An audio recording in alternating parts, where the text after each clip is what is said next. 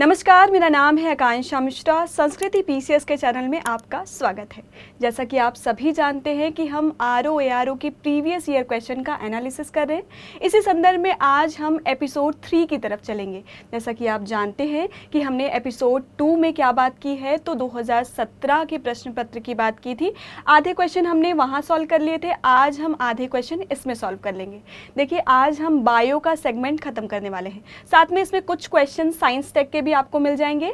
बिल्कुल interesting way में चलेंगे और बहुत ही सिंप्लीफाइड मैनर में चलेंगे, जैसे कि हमने एपिसोड 1 और एपिसोड 2 में कवर किया है। तो आइए बिना किसी देरी किए शुरू करते हैं और देख लेते हैं प्रश्न नंबर 1 क्या कह रहा है। प्रश्न नंबर 1 कह रहा है, निम्नलिखित में से कौन सा युग्म सही सुमेलित नहीं है, ये आपसे पूछा जा रहा है। इन पीछे के शब्दों पर आराम से गौर करना है। क्या लिखा गया है?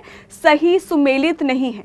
जब हम एग्जाम के प्रेशर में होते हैं तो इन ऑप्शंस में क्या करते हैं, हम इन शब्दों को लेकर गलतियां कर देते हैं। कौन सा सही है पूछा गया है, कौन सा सही नहीं है पूछा गया है, तो इनमें गलतियां नहीं करना है। क्या पूछा है यहाँ पे? आपको 2 युग्म दिए गए हैं और पूछा गया है कौन सा सही सुमेलित नहीं है। ऑप्शन 1 देख लेते हैं। पूछा गया है अमर बेल। देखिए, ये क्वेश्चन बायलिंगुअल में दिए गए हैं। अगर आपको हिंदी में नहीं समझ में आता है तो आप इंग्लिश में देख सकते हैं। मैं ट्राई करूंगी कि पूरे एक्सप्लेनेशन जो हैं वो बायलिंगुअल मैनर में ही चले, ताकि आपको कोई भी दिक्कत नहीं हो। पहला ऑप्शन दिया गया है अमर बेल और सामने लिखा गया है तना परजीवी। सेकेंड ऑप्शन में लिखा गया है चंदन और सामने लिखा है क्या? जड़ परजीवी। तीसरे ऑप्शन में दिया गया है आपको ऑर्किड और सामने लिखा है अधिपादप। और चौथे ऑप्शन में दिया है घटपर्णी और सामने लिखा है आपका जलोद्भिद लिखा हुआ है। तो ये 4 ऑप्शन दिए गए हैं और ये पूछा जा रहा है आपसे कि कौन सा ऑप्शन सही नहीं है। आपको क्या करना है, वीडियो को पॉज करना है और सॉल्व करने की कोशिश करना है। अगर सॉल्व नहीं हो पाए तो मैं हूँ बिल्कुल, इस क्वेश्चन को बहुत अच्छे से सॉल्व करेंगे और एक एक टर्म्स को आराम से क्या करेंगे, तो बारीकी से हम देखते चलेंगे। तो कौन कौन से टर्म यहाँ पे हम लोगों को समझने हैं, तो सबसे पहले हमको समझना है परजीवी। परजीवी क्या है ये समझना है। देखिए, परजीवी यानी दूसरों पर आश्रित रहने वाला, दूसरों की मदद से जिंदा रहने वाला। जैसे हम स्टूडेंट हैं, अगर हम तैयारी कर रहे हैं तो हमारे सोर्स ऑफ इनकम क्या है? 0 है। हम क्या करते हैं? घर से पैसे लेते हैं। हो सकता है जैसे आप अपने फादर पे निर्भर हैं, जैसे अपने आप पेरेंट्स पे निर्भर है, वैसे ही आप पर भी कोई निर्भर हो सकता है, जो आप उनकी ज़रूरतें पूरी कर रही हो। तो ऐसे हो सकता है। मतलब परजीवी का मतलब क्या हुआ कि एक इंसान जब दूसरे इंसान पर निर्भर हुआ, मतलब क्या हुआ, वो जिंदा रहने के लिए किसी और पर निर्भर है। वही मामला है परजीवी का। जो पौधे जिंदा रहने के लिए किसी और पर निर्भर होते हैं उसे क्या कहा जाता है? पैरासाइट कहा जाता है, यानी परजीवी कहा जाता है। क्या कहा जाता है? परजीवी कहा जाता है। अब परजीवी भी कुछ प्रकार के होते हैं। एक तो होता है होलो पैरासाइट, यानी पूर्णतः जो परजीवी होते हैं वो, और दूसरा क्या होता है, तो होता है सेमी पैरासाइट, यानी आंशिक रूप से परजीवी हो। ठीक है, अब दोनों में डिफरेंस क्या है? जैसे आप क्या हो, सिर्फ खाने और रहने के लिए, मैं क्या कह रही हूँ, अगर आप यहाँ पीजी में रह रहे हैं तो खाने और रहने के लिए अगर आप अपने पेरेंट्स पर निर्भर हैं, क्या कह रही हूँ मैं, खाने और रहने के लिए पेरेंट्स पर निर्भर हैं, तो वो क्या हुआ कि आप आंशिक तौर पर अपने पेरेंट्स पर निर्भर हैं, ये कहा जाएगा। अगर मैं कहूँ कि खाने और रहने के अलावा आप mobile recharge, Hotstar recharge, Netflix recharge करने के लिए भी अगर आप अपने फादर पर निर्भर हैं, आपकी एक एक ज़रूरत अगर आपके पेरेंट्स पूरा करें, बहुत ही हार्श एग्जांपल ले रही हूँ लेकिन समझने के लिए बहुत ही बढ़िया होगा आपके लिए, कि आप एक एक ज़रूरत के लिए अगर अपने आप पेरेंट्स पर निर्भर हैं तो आप क्या हो जाएंगे, तो होलो पैरासाइट हो जाएंगे। मतलब पूर्णतः किस पर निर्भर हैं आप? अपने पेरेंट्स पर निर्भर है। वहीं सेमी पैरासाइट क्या हुआ कि आप खाने और रहने के लिए बस अपने पेरेंट्स पर निर्भर हैं, तो आप क्या हैं, सेमी पैरासाइट है। अब आप देख लीजिए कौन से पैरासाइट हैं आप। ठीक है, तो वैसे ही होते हैं कुछ पौधे ऐसे होते हैं, कुछ जीव जंतु ऐसे होते हैं जो पूर्णतः किसी और पर निर्भर होते हैं, तो वो क्या कहलाते हैं, तो होलो पैरासाइट कहलाते हैं। वहीं जो सिर्फ पानी और आश्रय के लिए या फिर अकार्बनिक पदार्थों के लिए दूसरे पादपों या जीव जंतुओं पर निर्भर होते हैं, उसे क्या कह दिया जाता है, तो सेमी पैरासाइट कहा जाता है। अब क्वेश्चन में 2 टर्म का इस्तेमाल किया गया है। कौन से 2 टर्म हैं? पहला लिखा है तना परजीवी और दूसरा लिखा है जड़ परजीवी, यानी स्टेम पैरासाइट और रूट पैरासाइट की बात की जा रही है। ये चीज़ आई होप ये चीज़ क्लियर होगी आपको कि होलो पैरासाइट क्या होता है और सेमी पैरासाइट क्या होता है, ये चीज़ें आपको क्लियर हो गई होगी। अब क्या बात की जा रही है, एक बात की जा रही है स्टेम पैरासाइट की और दूसरा बात की जा रही है रूट पैरासाइट की। कोई भी पौधा है, जैसे ये पौधा है, यहाँ पत्तियाँ हैं और यहाँ क्या होगा, जड़ होगा, ठीक है। तो इसे क्या कहा जाता है, तना कहा जाता है, यानी स्टेम कहा जाता है। और इसे क्या कहा जाता है, तो जड़ कहा जाता है, यानी रूट कहा जाता है। ये दो चीज़ क्लियर होनी चाहिए। अब क्या बात की जा रही है, स्टेम पैरासाइट की बात की जा रही है और रूट पैरासाइट की बात की जा रही है। देखिए, अगर कोई पौधा या कोई जीव सीधे, यहाँ पौधे की बात की जा रही है तो हम एग्जाम्पल भी पौधे का ही लेंगे, यदि कोई पौधा सीधे तने पर आक्रमण कर कर क्या करता है, उस पर आश्रित हो जाता है, दूसरे पौधे पर आश्रित हो जाता है, तो वो क्या कहलाता है, स्टेम पैरासाइट कहलाता है। लेकिन यदि कोई पौधा किसी के जड़ में आक्रमण करके उस पर आश्रित हो जाए तो वो क्या कहलाता है, जड़ परजीवी कहलाता है। इतने मामले क्लियर हो तो आगे बढ़ते हैं और बात कर लेते हैं। देखिए, दोनों दो टाइप के होते हैं, स्टेम पैरासाइट भी दो टाइप का होता है और रूट पैरासाइट भी दो टाइप का होता है। कौन से दो टाइप के हैं, तो हमने बात की है होलो की बात की है और हमने बात की है सेमी की बात की है। यहाँ पे भी हमने बात की है होलो की और हमने बात की है किसकी, तो सेमी की है। यानी कुछ ऐसे पौधे होंगे जो पूरी तरीके से निर्भर हो जाएंगे तने पर, किसके, दूसरे पौधे के, और कुछ आंशिक तौर पर होंगे। वैसे ही सेम मामला होगा, कुछ पौधे होंगे जो पूर्णतः जड़ पर निर्भर हो जाएंगे और वो कुछ होंगे जो अंशतः जड़ पर निर्भर हो जाएंगे। ये मामला क्लियर हो जाना चाहिए। अब जो पूर्णतः किसी और पौधे के तने पर निर्भर हो जाए उसका एग्जाम्पल है अमरबेल, ठीक है। आराम से हम इसके डायग्राम देख लेंगे। अमरबेल क्या होता है, तो किसी भी दूसरे पौधे पर पूरी तरीके से लपेट लिया जाता है। देखते हैं इसको कैसा दिखाई देता है। ये रहा अमरबेल, ऐसा आपने देखा होगा। ये कुछ ऐसे पौधे होते हैं जिनमें पत्तियां नहीं होती। यहाँ पे आप देखेंगे कि इसमें फूल आपको दिखाई देंगे लेकिन पत्तियां नहीं होती। अब पत्तियां नहीं होंगी तो क्लोरोफिल नहीं होगा, क्लोरोफिल नहीं होगा तो प्रकाश संश्लेषण नहीं होगा, और प्रकाश संश्लेषण नहीं होगा तो भोजन नहीं बना पाएंगे। जैसे ही ये किसी और तने पर लिपट जाते हैं तो वो क्या करते हैं, उनसे पूरा पोषक तत्व छीन लेते हैं। एक तो रहने की जगह भी ले ली इनकी, ऊपर से क्या करते हैं, देखिए इस तरीके से, अगर आप ये डायग्राम देख रहे हैं तो इस तरीके से फैलते चले जाते हैं। मतलब उनकी रहने की जगह भी ले ली, उनसे पोषक तत्व भी ले लिया, उनके जल और खनिज का भी अवशोषण कर लिया। मतलब अमरबेल क्या होता है, जिस पर भी आते हैं तो ये क्या हो जाते हैं, पूर्णतः उन पर आश्रित हो जाते हैं। तो ये क्या एग्जाम्पल हुआ, किसका एग्जाम्पल हुआ, तो पूर्णतः आश्रित किस पर, तना परजीवी का एग्जाम्पल हुआ। तो पहला ऑप्शन आपका यही दिया हुआ था। देखिए पहला ऑप्शन क्या दिया हुआ था, अमरबेल की बात की गई है और लिखा है सामने क्या, तना परजीवी। तो ये ऑप्शन आपका सही हो जाता है।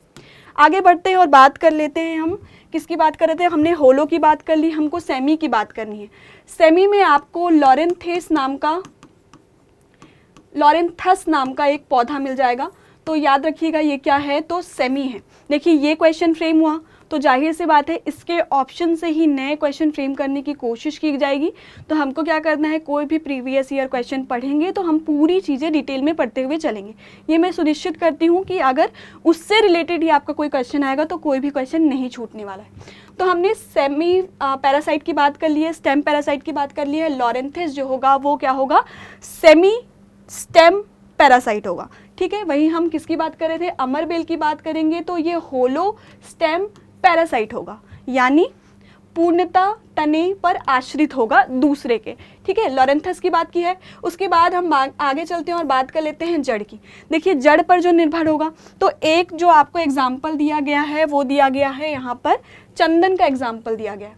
देखिए चंदन क्या होता है, चंदन खुद प्रकाश संश्लेषण की क्रिया करते हैं, यानी खुद पोषक तत्व जुटा लेते हैं, लेकिन इनके पास जल के लिए या अकार्बनिक पदार्थों के लिए वो किस पर निर्भर रहते हैं, दूसरे पौधों के जड़ों पर निर्भर रहते हैं।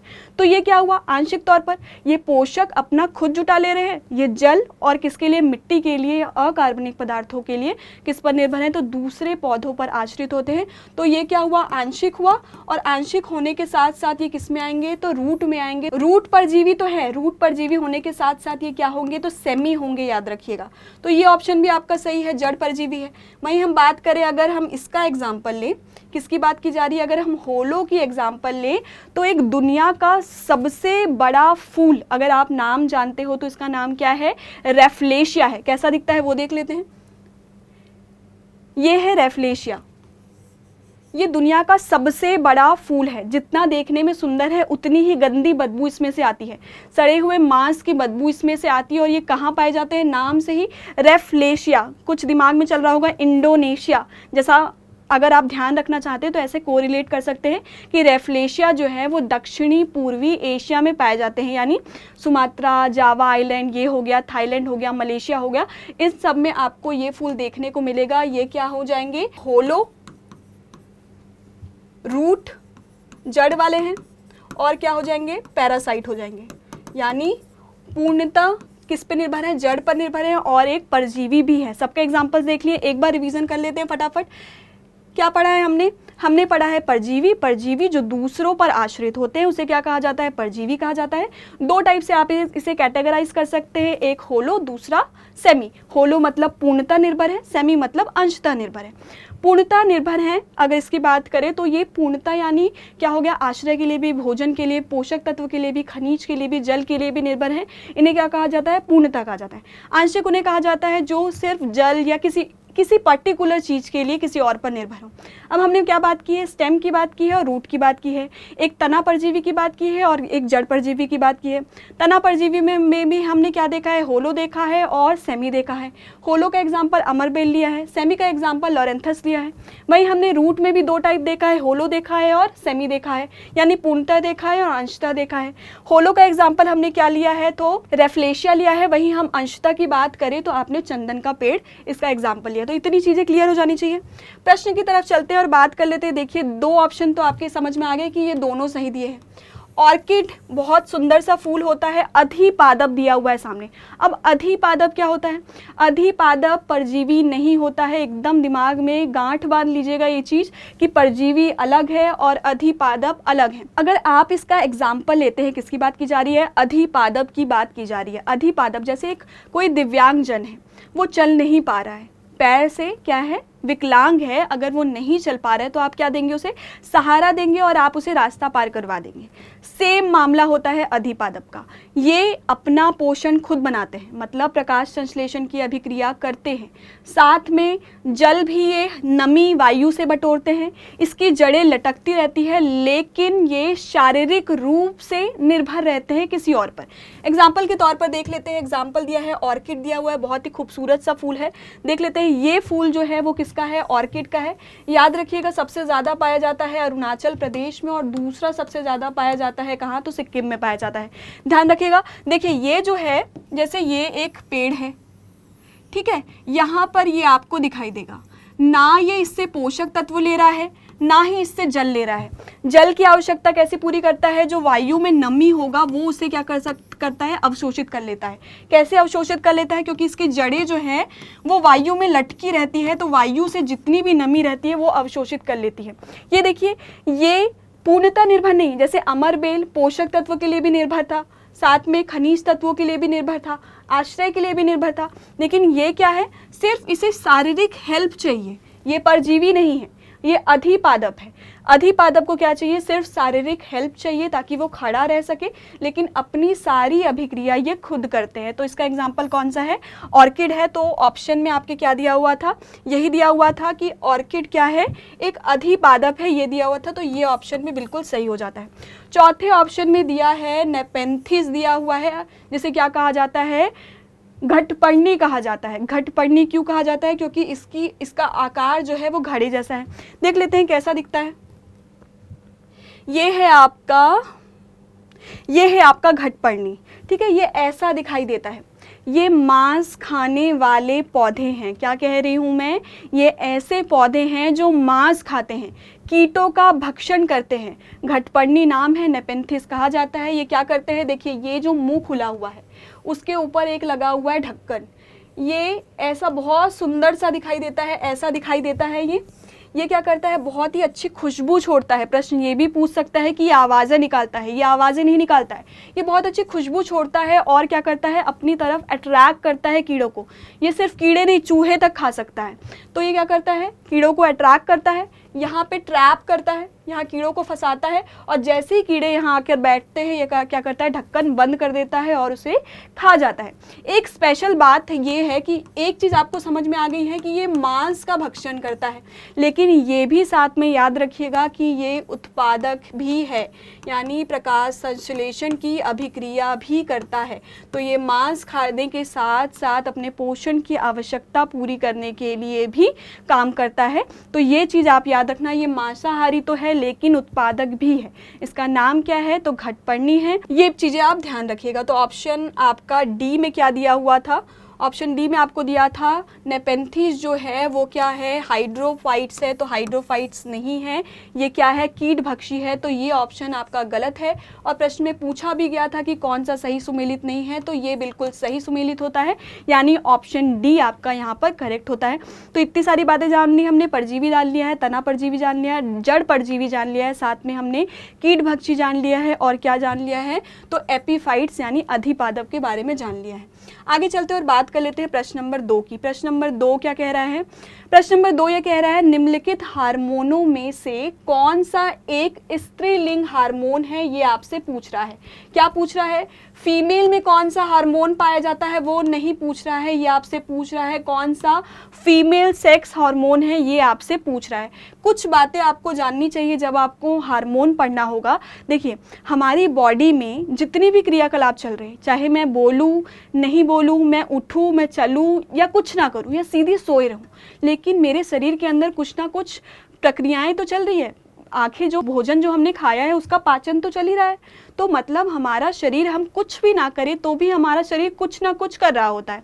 तो उसको कंट्रोल और कोऑर्डिनेट कौन करता है, ध्यान से सुनिएगा, 2 शब्द में कह रही हूँ। क्या कह रही हूँ, कंट्रोल यानी नियंत्रण, कोऑर्डिनेट यानी समन्वय। तो ये कह रही हूँ मैं कि हमारे शरीर में जो भी कुछ हो रहा है उसको कोई ना कोई कंट्रोल एंड क्या कर रहा है, तो कोऑर्डिनेट कर रहा है। अब ये कौन करता है, तो हमारे शरीर में 2 ग्रंथियां हैं। कौन सी ग्रंथियां हैं, एक तो तंत्रिका तंत्र है और दूसरा है अंतःस्रावी ग्रंथियां।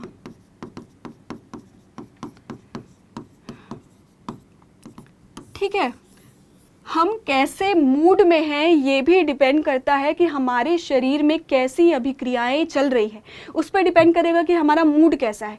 तो 2 चीज़ें हैं। तंत्रिका तंत्र क्या काम करता है, अगर मेरे सामने ये ग्लास रखा है, मैं छुई, अगर मैं इसको छूती हूँ तो ये मुझे गर्म लगा, तो गर्म मुझे पता कैसे चल रहा है कि ये गर्म लग रहा है, तो हाथ से सिग्नल सीधा जा रहा है मस्तिष्क में और मस्तिष्क से वापस सिग्नल आ रहा है कि ये गर्म है, यहाँ से हाथ हटा लिया जाना चाहिए। तो ये काम कौन कर रहा है, ये तंत्रिका तंत्र कर रहा है। लेकिन मैं लड़की हूँ या कोई लड़का है, तो वो लड़का जैसे कैसे दिख रहा है या लड़की जैसे कैसे दिख रही है, ये कौन तय करता है, तो हमारे हार्मोन्स तय करते हैं कि गठन कैसा होगा, लड़की का गठन कैसे होगा, लड़कों को दाढ़ी मूछें आएंगी, लड़कियों का गठन लड़कियों जैसा होगा, ये कौन तय करता है, तो ये हमारे हार्मोन्स तय करते हैं। इसमें 2 चीज़ें ध्यान रखने के लिए है। देखिए, एक होता है अंतःस्रावी ग्रंथि। अंतःस्रावी ग्रंथि मतलब क्या हुआ, इंग्लिश में देख लीजिए, एंडोक्राइन होगा। ठीक है, नाम से ही पता चल रहा है अंदर का मामला है। ठीक है, एक और होता है, कौन सी ग्रंथियां होती है, तो बहिस्रावी ग्रंथि होती है। नाम से ही पता चल रहा है, नाम से ही पता चल रहा है क्या है ये, तो ये है एक्सोक्राइन। ये 2 ग्रंथि की बात हुई। देखिए, मैं ये क्यों बता रही हूँ वो बता देती हूँ, आगे भी एक प्रश्न आने वाला है। जब भी बात की जाएगी अंतःस्रावी ग्रंथि की, जो ये केमिकल रिलीज करेगा, क्या मैं कह रही हूँ, अंतःस्रावी ग्रंथि द्वारा जो केमिकल रिलीज होगा वो हार्मोन है। ठीक है, क्या कह रही हूँ मैं, अंतःस्रावी ग्रंथियां जो रिलीज कर रही है, इसके लिए अच्छा शब्द होगा कि सिक्रीट कर रही है या स्रावित कर रही है, उसका नाम क्या होगा, हार्मोन होगा। जो बहिस्रावी ग्रंथि, बहिस्रावी ग्रंथि मतलब क्या हुआ, जैसे अग्नाशय हो गया, पेनक्रियाज बोलते हैं जिसे, हमारा स्टमक हो गया या अमाशय कह लीजिए इसको, तो ये जो सिक्रीट करेगी वो क्या करेगी, तो एंजाइम कहते हैं। तो दोनों में अंतर आपको समझ में आ गया। एक होता है अंतःस्रावी ग्रंथि और दूसरा होता है बहिस्रावी ग्रंथि। अंतःस्रावी ग्रंथि जो रिलीज कर रही है उसे क्या कहा जाता है? एंजाइम कहा जाता है। अंतःस्रावी ग्रंथियां जो सिक्रीट कर रही है उसे क्या कहा जाता है? तो हार्मोन कहा जाता है। और बहिस्रावी ग्रंथियां जो सिक्रीट कर रही है उसे क्या कहा जाता है? तो एंजाइम कहा जाता है। दोनों में एक मेजर डिफरेंस है कि अंतःस्रावी ग्रंथियां हार्मोन जो सिक्रीट करेगी वो हमेशा रक्त में करती हैं, और ये जो बहिस्रावी ग्रंथियां जो एंजाइम रिलीज करती हैं वो कहीं भी कर सकती है, किसी भी नलिका में भी कर सकती है। तो ये बातें आपको ध्यान रखनी है। इतनी बातें ध्यान हो गई हो तो हम किसकी तरफ चलेंगे?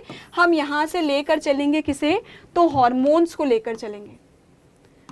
एक चीज़ तो क्लियर होगी कि हार्मोन्स क्या है। हार्मोन्स एक रासायनिक पदार्थ है जो कहाँ से निकलता है? तो अंतःस्रावी ग्रंथियों द्वारा स्रावित किया जाता है, जो क्या करता है? तो बॉडी में कुछ रासायनिक अभिक्रिया करता है। ये मामला आपको क्लियर हो जाना चाहिए। अब चलते हैं प्रश्न की तरफ। पहला ऑप्शन आपको दिया गया है एंड्रोस्टेरॉन दिया गया है। देखिए, एंड्रोस्टेरॉन जो होता है वो मेल और फीमेल दोनों में पाया जाता है। जितने भी हार्मोन्स जो होते हैं मेल और फीमेल में मिलते हैं, अगर उसे कंबाइंड कर दे तो हम उसे क्या कह सकते हैं? तो एंडोस्टेरॉन कह सकते हैं। ठीक है, मतलब ये मामला है कि ये मेल में भी देखने को मिलेगा और फीमेल में भी देखने को मिलेगा। दोनों को हम कंबाइंड तौर पर क्या कह रहे हैं? तो हम कह रहे हैं एंडोस्टेरॉन कह रहे हैं। ठीक है, आगे चलेंगे तो आपको टेस्टोस्टेरॉन दिखाई देगा। टेस्टोस्टेरॉन क्या करता है? तो देखिए, जो पुरुषों में दाढ़ी आती है, जब वो किशोरावस्था में आते हैं तो उसे दाढ़ी आती है, या उनमें जो फिजिकल चेंजेस होते हैं जो आगे उनकी सेक्सुअल एक्टिविटी के लिए, यौनिक क्रियाओं के लिए सक्षम बनाती है, वो काम कौन करती है? तो टेस्टोस्टेरॉन करती है। वहीं एस्ट्रोजन जो है वो मादा में सेक्सुअल एक्टिविटी को बढ़ाने में, सेक्सुअल एक्टिविटी को क्रिएट करने के लिए कौन जिम्मेदार होती है? तो एस्ट्रोजन जिम्मेदार होती है। जैसे देखिए, एक चीज़ आप दिमाग में क्लियर रखिएगा कि ऐसा नहीं है कि टेस्टोस्टेरॉन सिर्फ पुरुषों में पाया जाता है या एस्ट्रोजन सिर्फ महिलाओं में पाया जाता है। टेस्टोस्टेरॉन महिलाओं में भी पाया जाता है और पुरुषों में भी पाया जाता है, लेकिन महिलाओं में इसकी मात्रा बहुत कम होती है, पुरुषों में इसकी मात्रा बहुत ज़्यादा होती है। वहीं एस्ट्रोजन की बात करें तो महिलाओं में इसकी मात्रा बहुत ज़्यादा होती है, पुरुषों में इसकी मात्रा बहुत कम होती है। अब आप देखेंगे कि कुछ लड़कियों को दाढ़ी आ जाती है या मूछें आ जाती है, वो किस वजह से हो रहा है? वो टेस्टोस्टेरॉन हार्मोन के ज़्यादा सिक्रीट होने के कारण हो रहा है, कि टेस्टोस्टेरॉन जो हार्मोन है उस लड़की में ज़्यादा सिक्रीट हो रहा है, इसलिए उसको दाढ़ी मूछें आ रही है। तो ये मामला क्लियर होना चाहिए कि ये दोनों में होता है, लेकिन मात्रा का फ़र्क है। ये मेल में ज़्यादा होता है और ये फीमेल में ज़्यादा होता है। और फीमेल में एस्ट्रोजन कैसे काम करता है? जो लड़कियों में पीरियड्स आते हैं, जिसे माहवारी कहा जाता है, तो वो मासिक में आएंगे। ये सब कौन डिसाइड कर रहा है? ये सब कौन कोऑर्डिनेट कर रहा है? तो वो कोऑर्डिनेट करने का काम कौन कर रहा है? एस्ट्रोजन कर रहा है। यानी लड़कियों में, मादाओं में जो यौनिक क्रियाएं हो रही हैं उन्हें संचालित करने का काम, कोऑर्डिनेट करने का काम कौन कर रहा है? तो एस्ट्रोजन कर रहा है। और थायरॉक्सिन की बात यहाँ पे की गई है। देखिए, आप पे पूछा क्या गया था? फीमेल सेक्स हार्मोन पूछा गया था। तो फीमेल सेक्स हार्मोन क्या है? एस्ट्रोजन है। टेस्टोस्टेरॉन जो है वो मेल सेक्स हार्मोन है। ये चीज़ें आपको ध्यान रखनी है। ऑप्शन डी में आपको थायरॉक्सिन दिया हुआ है, ये भी एक तरह का हार्मोन है। ये कहाँ से निकलता है? तो थायराइड ग्रंथि से निकलता है। थायराइड ग्रंथि को अवटु ग्रंथि कहा जाता है। हिंदी में देख लीजिए, डायग्राम देख लीजिए, आपको ज़्यादा अच्छे से समझ में आ जाएगा। तो डायग्राम में कैसे दिखाई देता है? देखिए, हमें गले के पास आपको एक ऐसे बटरफ्लाई लाइक स्ट्रक्चर दिखाई देगा। ये क्या है? तो थायराइड ग्रंथि है। थायराइड ग्रंथि क्या करता है? तो थायराइड ग्रंथि को चाहिए होता है आयोडीन। आयोडीन की मात्रा अगर कम होती है तो हमें क्या होता है? तो घेंघा रोग हो जाता है। आपने सुना होगा कि गला फूल गया है। तो ये गला फूला किस लिए है? क्योंकि आयोडीन की कमी हो गई है। किसे? तो थायराइड को आयोडीन की कमी हो गई है। ये क्या काम करता है? तो याद रखिएगा कि कार्बोहाइड्रेट, प्रोटीन, वसा जो हम अंदर ले रहे हैं उसे समन्वित करने का काम क्या करता है? तो थायरॉक्सिन हार्मोन करता है। तो ये जो हार्मोन है इसका संबंध सेक्सुअल एक्टिविटी से नहीं है। ये दो जो ऑप्शन है, टेस्टोस्टेरॉन है वो मेल सेक्स हार्मोन है और जो एस्ट्रोजन है वो फीमेल सेक्स हार्मोन है। ये चीज़ आपको ध्यान रखनी है। तो ऑप्शन सी इसका करेक्ट हो जाता है। और आगे चलते हैं और बात कर लेते हैं प्रश्न नंबर 3 की। प्रश्न नंबर 3 में पूछा गया है कि निम्नलिखित में से कौन सा युग्म सही सुमेलित नहीं है, ये आपसे पूछा गया है। ऑप्शन में आपको दिए गए हैं vitamin D, vitamin C, vitamin A, vitamin B1। और सामने उससे संबंधित रोग दिए गए हैं। मोस्ट इम्पॉर्टेंट और सबसे चहीता टॉपिक है ये, इसको बार बार रिवीजन करते चलना है, गलतियां बिल्कुल नहीं करनी है।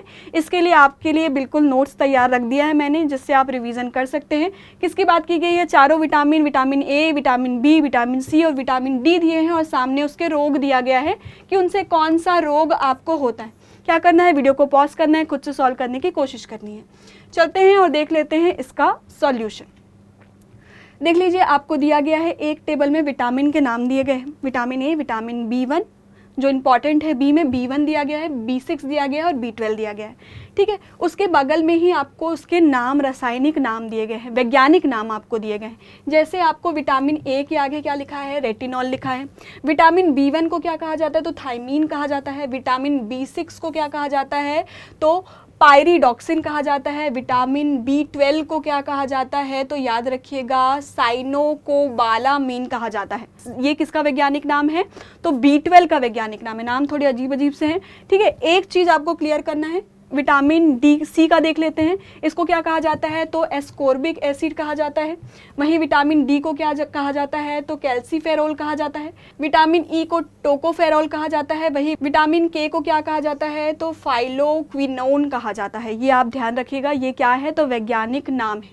ठीक है, अब देख लेते हैं कि इनसे कौन कौन से रोग होते हैं। विटामिन ए की बात की गई है, सामने लिखा गया है। क्या होती है? सूखी आंखें, रतौंधी, कार्निया विफलता। क्या होता है? रतौंधी क्या होता है? रात में देखना कम हो जाता है या बंद हो जाता है, उसे रतौंधी कहा जाता है। तो विटामिन ए की कमी से क्या होता है? रतौंधी रोग होता है। उसके सामने कार्य दिया गया है और स्रोत दिए गए। देखिए, गाजर, दुग्ध उत्पाद और लिवर तेल से आपको क्या प्राप्त होता है? तो विटामिन ए प्राप्त होता है। अगर ये कम मात्रा में हम ग्रहण करते हैं तो हमें क्या हो सकता है? तो हमें सूखी आंखें, रतौंधी, कार्निया विफलता जैसी बीमारियां हो सकती है। ठीक है, वहीं हम B1 की बात करें तो आपको अनाज की भूसी, अंडा, दूध, पत्तेदार सब्जियां, मांस, मछली और साबुत अनाज में ये देखने को मिलेगा। साथ में अगर हम ये ग्रहण नहीं करते पर्याप्त मात्रा में तो आपको इम्पॉर्टेंट जो है वो बेरी रोग हो सकता है। ये आपको ध्यान रखना है, बहुत इंपॉर्टेंट है। सामने यहाँ B1 लिखा है, ये याद रखिएगा। B तो है, B का कौन सा सब टाइप है ये भूल जाते हैं, तो आप याद रखिएगा कि ये विटामिन B1 की बात की जा रही है, जिसका वैज्ञानिक नाम क्या है? तो थायमीन है। ये चीज़ आपको ध्यान रखना है। विटामिन B6 की बात करें, B6 से क्या होता है? तो B6 का पहले स्रोत देख लेते हैं। तो सूअर का मांस, मुर्गी, मछली, एवाकाडो जो बहुत महंगा मिलता है, पिस्ता नट्स, गेहूं के बीज, केला, ये सब से आपको क्या मिल जाएगा? तो आपको B6 मिल जाएगा। साथ में अगर ये नहीं सेवन करते हैं इसका तो आपको एनीमिया हो सकता है। B1 से बेरी और B6 से क्या लिखा गया है? तो एनीमिया लिखा है। ठीक है, वहीं हम B12 की बात करें, अगर हम ये अच्छे से पर्याप्त मात्रा में हमारे शरीर में कमी हो गई तो आपको घातक एनीमिया हो सकता है। बाकी भी एग्जाम्पल्स लिखे गए हैं, आपको क्या करना है? तो या तो आप इसका स्क्रीनशॉट कर लीजिए या तो आपको PDF कहाँ मिल जाएगा? तो टेलीग्राम चैनल में मिल जाएगा, और टेलीग्राम चैनल का लिंक कहाँ मिल जाएगा? तो डिस्क्रिप्शन बॉक्स में मिल जाएगा। ठीक है, तो हमने बात विटामिन ए की है, विटामिन B1 की है, B6 की है और B12 की है। आगे चलते हैं और बात कर लेते हैं विटामिन सी की। किससे मिलेगा? तो खट्टे फल से मिलता है, पपीता से मिलता है और अंकुरित अनाज से मिलता है। अगर नहीं खाए तो क्या हो जाएगा? तो स्कर्वी रोग हो जाएगा। ठीक है, वहीं हम विटामिन डी की बात करें तो सूर्य के प्रकाश और दुग्ध उत्पाद से मिलता है, और अगर नहीं सेवन किए तो आपको क्या हो सकता है? तो रिकेट्स हो सकता है। देखिए, विटामिन क्या होता है? विटामिन हमारे शरीर में बहुत ही कम मात्रा में उपलब्ध रहता है, तो हमको क्या करना पड़ता है? तो हमें एक्सटर्नल रिसोर्सेज से इनसे क्या करना पड़ता है? ग्रहण करना पड़ता है। तो ये सारी चीज़ें अगर हम बचपन से नहीं ग्रहण करते हैं तो हमें किसी ना किसी रोग से पीड़ित होना पड़ता है। तो ये रोगों की लिस्ट दी गई है।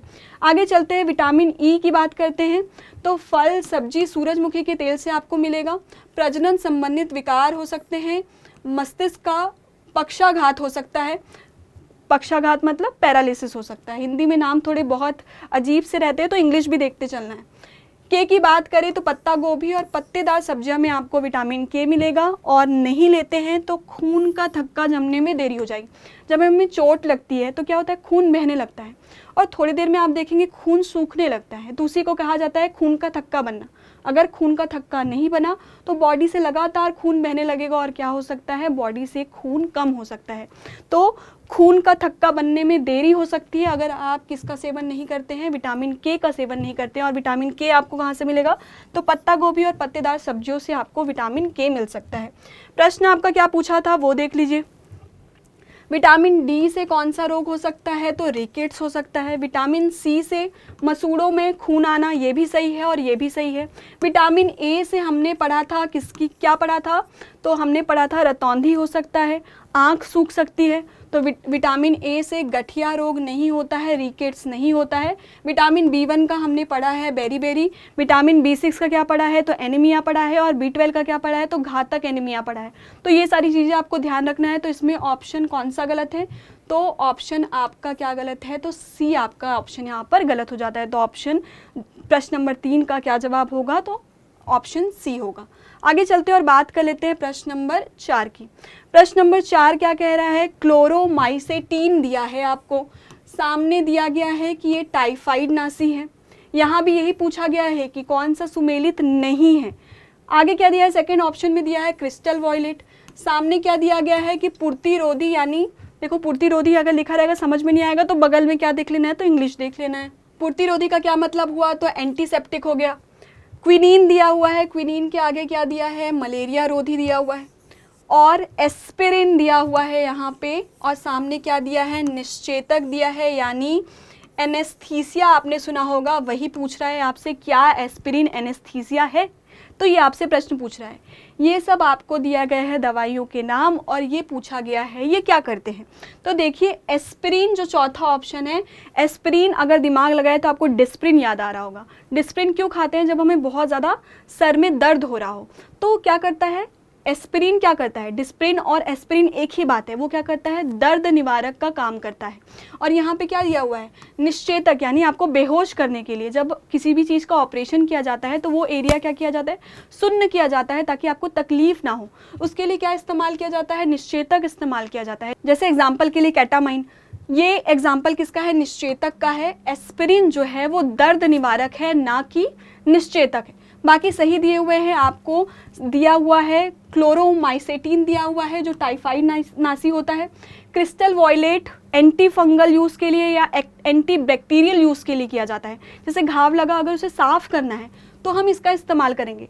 ये तो हो गया मेडिकल यूज़। अगर हम नॉन मेडिकल यूज़ की बात करें तो डाई करने के लिए, किसी चीज़ को रंगने के लिए भी हम किसका इस्तेमाल कर सकते हैं, क्रिस्टल वॉयलेट का इस्तेमाल कर सकते हैं। लेकिन मेडिकल यूज़ क्या है, तो हम एंटी फंगल की तरह, एंटी बैक्टीरियल की तरह किसका इस्तेमाल करते हैं, क्रिस्टल वॉयलेट का इस्तेमाल करते हैं।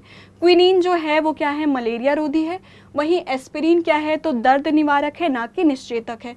तो आपका कौन सा ऑप्शन सही हो जाता है, यहाँ पे सही सुमेलित नहीं है, तो यहाँ पे ऑप्शन डी आपका सही हो जाता है। चौथे का डी आंसर आपका सही। आगे चलते हैं और बात कर लेते हैं प्रश्न नंबर 5 की। प्रश्न नंबर 5 क्या कह रहा है कि एक सामान्य 70 केजी भार वाले वयस्क मनुष्य की बात की जा रही है, रक्त की कुल मात्रा कितनी होगी, क्या पूछा गया है, लगभग, ठीक है, ये पूछा गया है। कितना दिया है, 70 केजी दिया हुआ है। देखिए कभी भी किसी का वेट दिया हो और आपको निकालना हो कि उसमें रक्त की कितनी मात्रा है, तो याद रखिएगा कि हमेशा 7% होता है इसका। 7% मतलब क्या हुआ, सी सेट लगा लीजिए, 70 गुणा 7/100, यहाँ से एक शून्य कटा। फिर आप पूछते हैं कमेंट में कि ये कैसे आया, तो अच्छे से देख लीजिए, सी सेट पे थोड़ी सी कमांड बनाइए, तब साइंस समझने में मज़ा आएगा। तो 49/10 हो जाएगा। 49/10 बोलने से क्या हो जाएगा, 4.9 केजी में बात की जा रही है। यहाँ पर बात किस में की जा रही है, तो मिलीलीटर में, ये एल यहाँ पे लगेगा। किस में बात की जा रही है, मिलीलीटर में बात की जा रही है। तो केजी को किस में कन्वर्ट कर लीजिए, मिलीलीटर में कन्वर्ट कर लीजिए।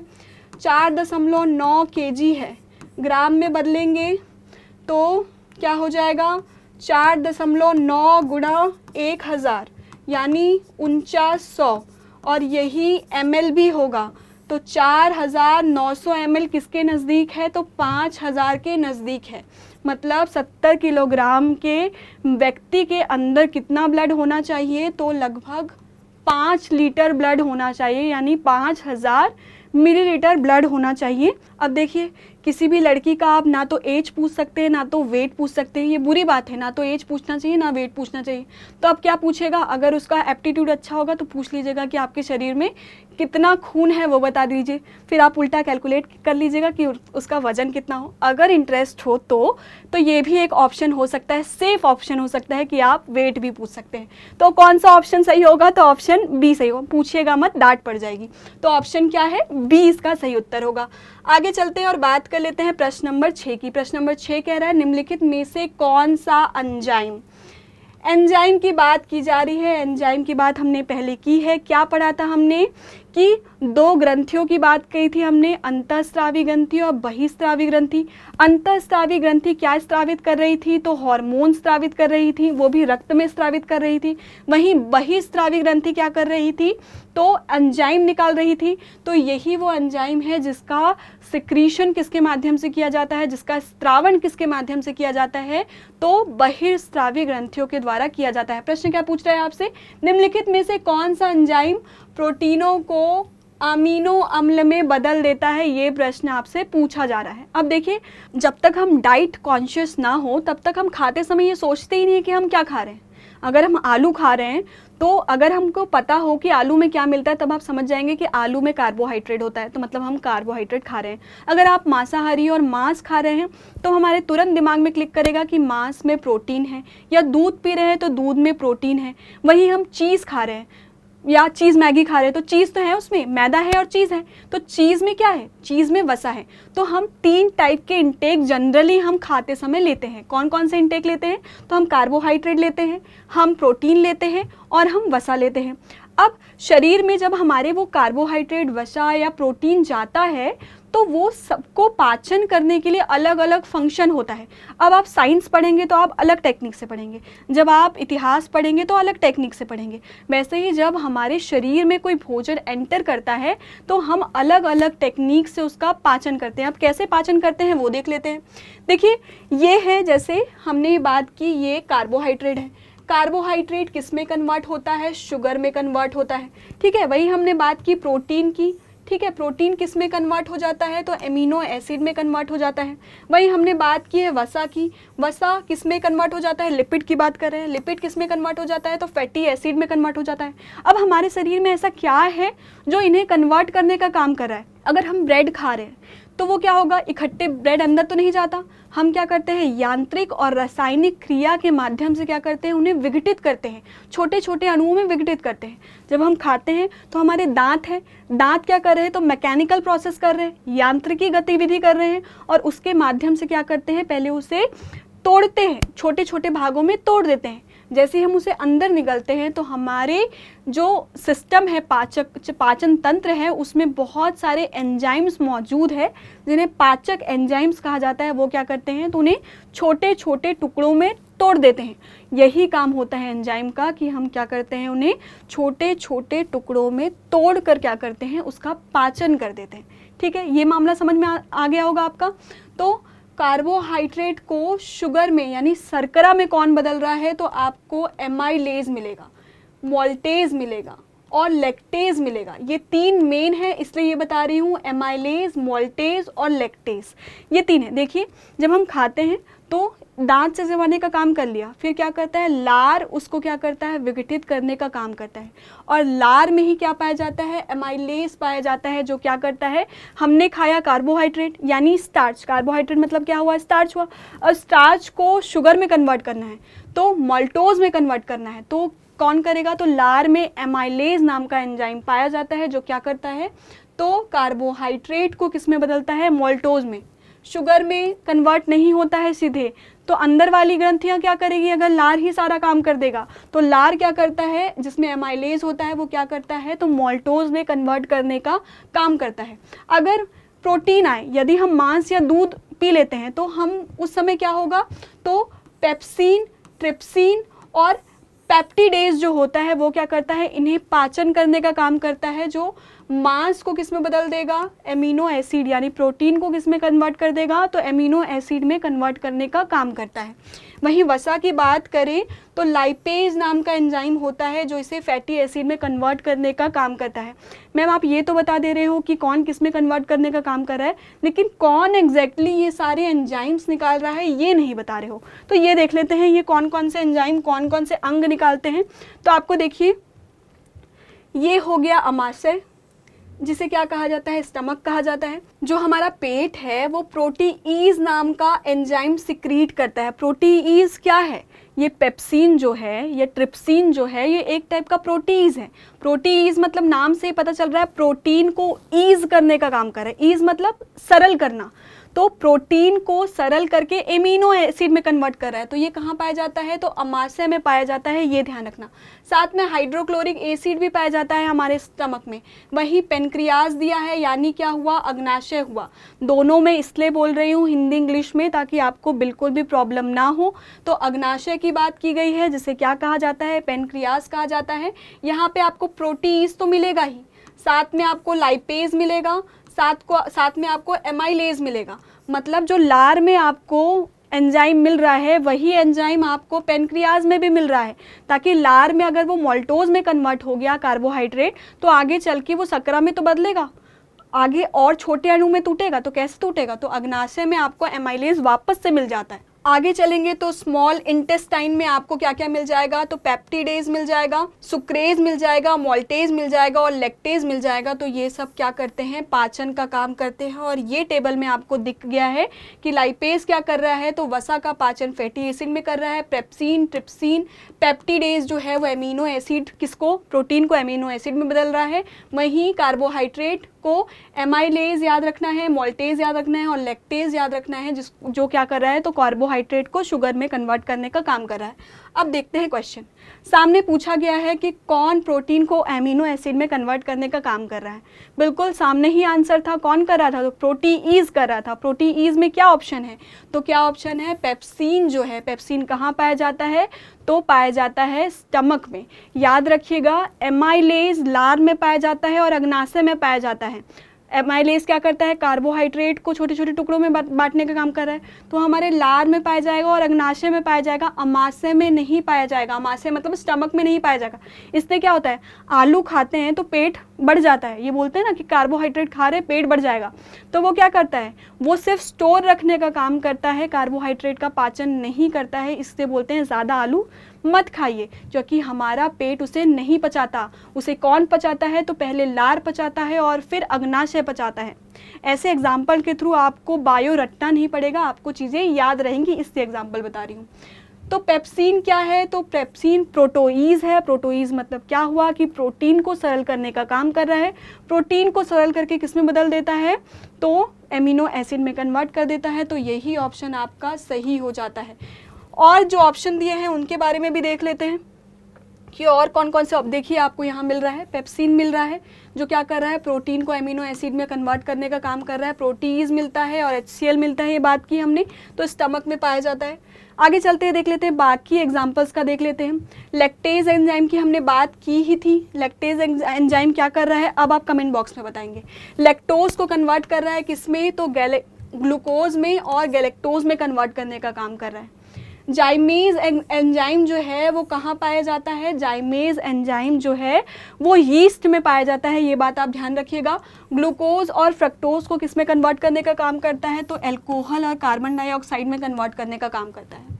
वहीं यूरिएज एंजाइम जो है वो बैक्टीरिया में पाया जाता है और यूरिया का जल अपघटन करता है किसमें, तो कार्बन डाइऑक्साइड और अमोनिया में कन्वर्ट करने का काम करता है। वहीं अगर हम बात करें पेप्सिन एंजाइम की, पेप्सिन एंजाइम कहाँ पाया जाता है, तो अमाशय में पाया जाता है और एक टाइप का प्रोटीज है। प्रोटीज मतलब क्या हुआ, प्रोटीन को किस में कन्वर्ट कर देता है, तो याद रखिएगा पॉलीपेप्टाइड में बदल देता है या एमिनो एसिड में बदलने का काम करता है। तो इतनी चीज़ें आपको ध्यान रखनी है। आगे चलते हैं और बात कर लेते हैं किसकी, प्रश्न नंबर 7 की। प्रश्न नंबर 7 क्या पूछ रहा है, जीवाणु भोजियों के संबंध में कौन सा कथन सत्य है, ये आपसे पूछ रहा है। अब जीवाणु भोजी क्या होते हैं, ये प्रश्न उठता है। जीवाणु भोजी ऑप्शन में ही दिया है और बिल्कुल सही दिया गया है कि जीवाणु भोजी विषाणु होते हैं। क्या होते हैं, वायरस होते हैं जो क्या करते हैं, जीवाणुओं को संक्रमित करते हैं, जीवाणु भोजी, जीवाणु को भोजन करने वाला। तो जीवाणु भोजी कौन होते हैं, एक टाइप के वायरस होते हैं, मतलब वायरस भी बैक्टीरिया को इन्फेक्ट कर सकता है और उसी को क्या कहा जाता है, तो जीवाणु भोजी कहा जाता है।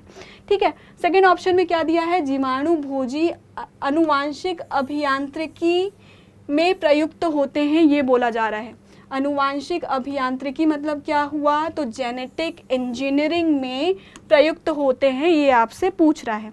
तो एक चीज़ हम समझ चुके हैं कि जीवाणु भोजी क्या होते हैं, तो जीवाणु भोजी वे विषाणु होते हैं जो जीवाणुओं को संक्रमित कर देते हैं। एक चीज़ क्लियर हो गया। और दूसरा आपसे पूछ रहा है कि क्या ये आनुवांशिक अभियांत्रिकी यानी जेनेटिक इंजीनियरिंग के रूप में कार्य करते हैं, ये आपसे पूछ रहा है। तो देख लेते हैं कि जेनेटिक इंजीनियरिंग क्या होता है, क्या कहा जा रहा है, जेनेटिक इंजीनियरिंग की बात की जा रही है। इंजीनियर लोग एक्साइटेड हो सकते हैं इसको देख के, लेकिन आपका संबंध नहीं है, इसका संबंध किससे है, बायोटेक्नोलॉजी से है। बायोटेक्नोलॉजी के हम अंतर्गत जेनेटिक इंजीनियरिंग की बात करते हैं। जैसे एक छोटा सा एग्जाम्पल लेते हैं, कौन सा एग्जाम्पल लेते हैं, एग्जाम्पल लेते हैं पोमैटो का। नाम थोड़ा सा अजीब है लेकिन सुना सुना सा है। इसमें दो चीज़ें हैं, एक है पोटैटो और दूसरा है टोमेटो। पोटैटो मतलब क्या, आलू जिसमें मिलता है कार्बोहाइड्रेट। टोमेटो मतलब टमाटर, उसी से बना क्या, पोमैटो, यानी टमाटर और आलू दोनों को क्या कर दे, हाइब्रिड कर दे, दोनों का संकरण कर दे, तो एक नई प्रजाति का जन्म हुआ जिसका नाम क्या है, पोमैटो है। ठीक है, मतलब उसमें आलू के भी गुण होंगे और पोटैटो के भी गुण होंगे। ठीक है, मतलब आलू के भी गुण होंगे और टमाटर के भी गुण होंगे, दोनों के गुण होंगे, उसे क्या कहा गया, पोमैटो कहा गया। ये हम बात कर रहे हैं प्लांट इंजीनियरिंग की। किसकी बात कर रहे हैं, तो प्लांट इंजीनियरिंग की बात कर रहे हैं। मतलब दो प्रजातियों का यदि हम संकर कर देते हैं तो एक तीसरी प्रजाति निकल कर आती है जो दोनों के गुण रखती हो, तो ये क्या हुआ, प्लांट इंजीनियरिंग हुआ। वहीं जीन इंजीनियरिंग की बात करें, जेनेटिक इंजीनियरिंग की बात करें, तो वो क्या होता है, तो एक जीन ऐसा है, ठीक है, ये जीन है। अब मैं क्या करूं कि इस जीन को काट कर, ये हिस्सा काट कर दूसरा जीन अगर यहाँ पे लगाती हूँ तो उस समय क्या होगा कि उसके गुण इसमें समाहित हो जाएंगे, या कह सकते हैं डीएनए और आरएनए, इसमें यदि मॉडिफिकेशन किया जाए, ठीक है, तो क्या हो जाएगा, तो जीन में परिवर्तन आने से क्या हो जाएंगे, लक्षणों में भी परिवर्तन आएंगे। ये जीवाणु भोजी की जो बात की जा रही है वो भी इसलिए इस्तेमाल किया जाता है कि हम क्या कर सके, कुछ नया कुछ खोज सके। जो हम जीवाणु भोजी की बात कर रहे हैं वो भी इसी सिद्धांत पे काम करता है। किस सिद्धांत पे काम करता है, तो जेनेटिक इंजीनियरिंग के ही सिद्धांत पर काम करता है। और किसको इन्फेक्ट करने का काम कर रहा है, तो एक वायरस किसको इन्फेक्ट करने का काम कर रहा है, तो बैक्टीरिया को इन्फेक्ट करने का काम कर रहा है, ताकि हम नई नई चीज़ें, नई नई दवाइयाँ क्या कर सके, तो हम खोज कर सके। तो ये दोनों ऑप्शन आपके सही थे, ये भी सही है और ये भी सही है, तो कौन से कूट सही होंगे, तो ऑप्शन सी आपका यहाँ पर सही हो जाता है। तो क्वेश्चन नंबर 7 का ऑप्शन सी आपका यहाँ पे सही। आगे चलते हैं और बात कर लेते हैं प्रश्न नंबर 8 की। प्रश्न नंबर 8 क्या कह रहा है, लाइफ आई की बात की जा रही है। लाइफ आई के संदर्भ में निम्नलिखित में से कौन से सही नहीं है ये पूछा जा रहा है। पूरा पेपर आप देखेंगे तो सही नहीं है यही पूछ रहा है। ठीक है, तो प्रश्न देख लेते हैं। ए ऑप्शन क्या कह रहे हैं, लाइफ आई का विस्तृत रूप जो है वो लाइट फिडेलिटी है। ठीक है, प्रकाश तद्रूपता है, ये आपसे कह रहा है। ये प्रश्न उस समय क्यों आया होगा, क्योंकि उसी समय एग्जिस्टेंस में आया था, न्यूज़ में बहुत टाइम से चल रहा था। लाइफ आई शब्द का इस्तेमाल 2011 से शुरू हो गया था। एक टेक टॉक के समय इसका इस्तेमाल किया गया था और उसी के बाद क्यों चर्चा में आया था वो देख लेते हैं। लाइफ आई का पहले पूरा नाम देख लेते हैं। लाइफ आई का नाम क्या है, तो लाइट फिडेलिटी है, जिसका अर्थ क्या हुआ, प्रकाश तद्रूपता है। ऑप्शन नंबर 2 में क्या कह रहा है कि भारत में लाइफ आई का सफल परीक्षण 29 जनवरी 2018 को सूचना एवं प्रसारण मंत्रालय ने किया था।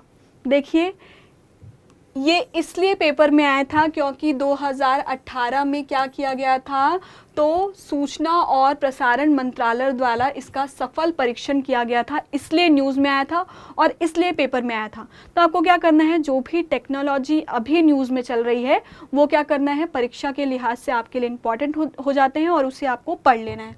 तो ये ऑप्शन तो बिल्कुल सही है और ये भी ऑप्शन बिल्कुल सही है कि लाईफाई का पूरा नाम क्या है, तो लाइट फिडेलिटी है।